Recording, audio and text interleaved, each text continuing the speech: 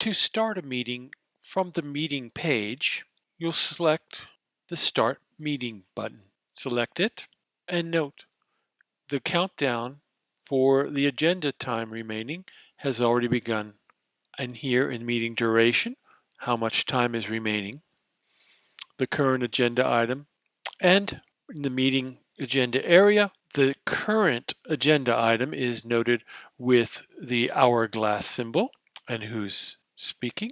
And below that, you'll also see in the area where multiple members will be speaking during a specific agenda item. Also, Ask and Backstory of all individuals is available. In the discussion area, you can see where discussions have also been made.